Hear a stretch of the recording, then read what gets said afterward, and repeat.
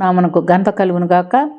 ఆదికాండం 18వ అధ్యాయము 20వ వాక్యము మనం చదువుకుంటున్నాం. మరియు యెహోవా సొదొమ గొమొర్రాలను గూర్చిన మొర గొప్పది గనుకను వాటి పాపము బహు ఘోరమైనది గనుకను నేను దిగిపోయి నా యొద్దకు వచ్చినది ఆ మొర చొప్పుననే వారు సంపూర్ణముగా చేసిరో లేదో చూచెదను, చేయని ఎడల నేను తెలుసుకుందును అనెను.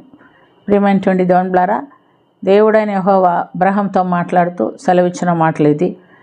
సొదొమ గొమొర్రాల ప్రజలు దేవునికి వ్యతిరేకంగా జీవించినప్పుడు వారి పాపం బహుగా ఘోరమైందని భూమిలో నుండి పాపం మొరబెడుతున్నట్లుగా మనం చూస్తున్నాం. మనం ఈ లోకంలో ఎన్నో క్రియలు జరిగిస్తూ ఉంటారు, మనుషులు ఎవరికి తెలియదని అనుకుండా చేస్తారు. కానీ దేవుడు మనుషులు దేవునికి వ్యతిరేకంగా జీవించినప్పుడు ఆకాశమును భూమిని సాక్ష్యముగా పిలుస్తున్నట్లుగా మనం చూస్తున్నాం. యెషయా గ్రంథం 1వ అధ్యాయం 2వ వాక్యంలో మనం చూసినప్పుడు, ఆకాశము ఆలకించుము, భూమి చెవియొగ్గుము, నేను పిల్లల్ని పెంచి గొప్పవారిగా చేస్తుంది కానీ వారు నా మీద తిరగబడి ఉన్నారు అని చెప్తున్నాడు. ఎంతో వేదన చెప్తున్నాడు. కాబట్టి మనం ఆయనకి లోబడాలని, ఆయన వెంబడించాలని, ఆయన మాటలు అనుసరించాలని, ఆయనకి అంగీకారమైన జీవితం మనం జీవించాలని ఆయన కోరుకొని మనల్ని ఈ లోకంలో మనుషులుగా పుట్టించినారు. కానీ సొదొమ గొమొర్రాలో ఆ ప్రజల యొక్క పాపం గొప్పదైనందున భూమి మొరపెట్టిందంట, ఈ పాపాన్ని నేను భరించలేకపోతున్నానని. అందుకనే దేవుడు వారిని శిక్షించినట్లుగా మనం చూస్తున్నాం. ప్రియమైనటువంటి దేవునిలారా, హబక్కూకు గ్రంథం 2వ అధ్యాయం 11వ వాక్యంలో మనం చూస్తే, తన ఇంటి వారి కొరకు అక్రమ క్రియలు జరిగించిన దాన్ని బట్టి గోడలోని రాళ్ళు మొరబెట్టుచున్నవి, దూలములు వాటికి ప్రత్యుత్తరం ఇచ్చినవి అని ప్రవక్త ద్వారా దేవుడు చెప్తున్నట్టుగా మనం చూస్తున్నాం. చేసేవాడు ఏమనుకుంటారు, మా వాళ్ళ కొరకే కదా, మా ఇంటి వారి కొరకే కదా నేను ఈ అక్రమాలు అన్యాయాలు చేశామని అనుకుంటాడు. ఇంటి వాళ్ళు కూడా ఎటైతేమి మా నాయన లేకపోతే మా యజమాని మాకు సంపాదించి పెట్టారనుకుంటారు. కానీ ఎవరు ఒప్పుకుంటా గోడలోని రాళ్ళు ఇంట్లోని దూలం దేవునికి మొరబెట్టుద్దండ. ఇది అక్రమంగా సంపాదించాడు, అక్రమంగా కట్టించాడు దీన్ని, లేదా ఇంట్లో అక్రమం జరుగుతున్నది అని అవి మొరబడితే అని ఇక్కడ మనం చూస్తున్నాం. మరి పొలంలో కయ్యూను హేబేల్ని చంపాడు, ఎవరు చూడలేదనుకున్నాడు. కానీ ఎవరు చూశారు, దేవుడు చూసుకున్నాడు. ఎందుకని ఏమని చెప్తున్నాడు, నేలలో నుండి హేబేలు యొక్క రక్తం నాకు మొరబెట్టుచున్నది. అంటే నేల మొరబెట్టింది, రాళ్ళు మొరబెట్టింది, దూలాలు మొరబెట్టింది. మనం గమనించినప్పుడు భూమి మొరబెట్టింది.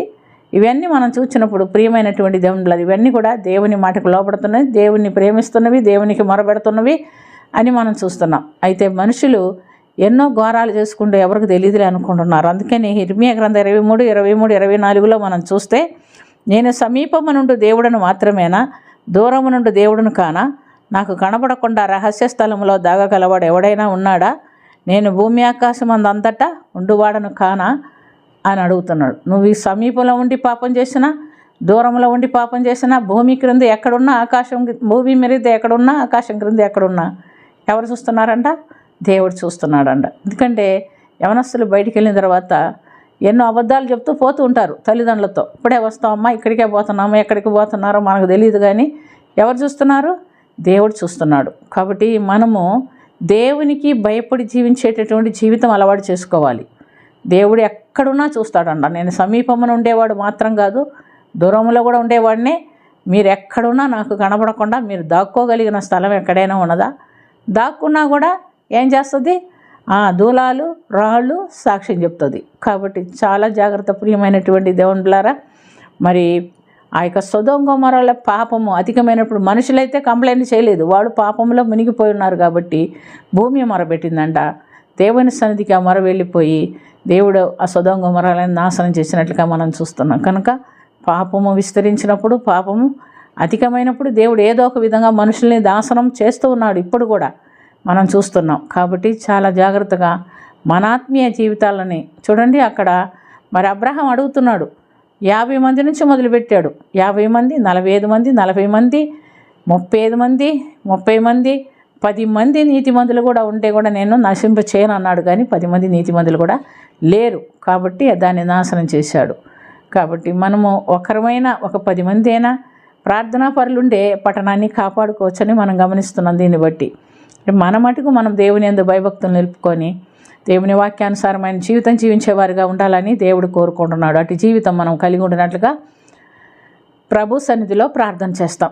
ప్రేమ కలిగిన తండ్రి, కృప కలిగిన ప్రభా, లోకము పాపంతో నిండి ఉన్నది, పాపం విస్తరించి ఉన్నది. అయినప్పటికీ మా ప్రభువా, నీ కృప మా పట్ల ఎంతో గొప్పది. మేము పరిశుద్ధులమని కాదు, కానీ నీ కృపతో మమ్మల్ని రక్షించుకొని నీకు ఇష్టమైన బిడ్డలుగా ఈ లోకంలో జీవించడానికి కృప ఇచ్చినందుకు స్తోత్రం. కనుక ప్రతి ఒక్కరూ నీ యందు మారు మనసు పొంది ఆత్మీయమైనటువంటి ఆశీర్వాదం కలిగిన ఈ లోకంలో నీకు సాక్షులుగా జీవించుటకు సహాయం చేయమని, దీవించమని, కరుణించమని యేసుక్రీస్తు పుణ్యనామమున అది మిక్కిలి వినయంతో అడిగి వేడుకొనుచున్నాము తండ్రి.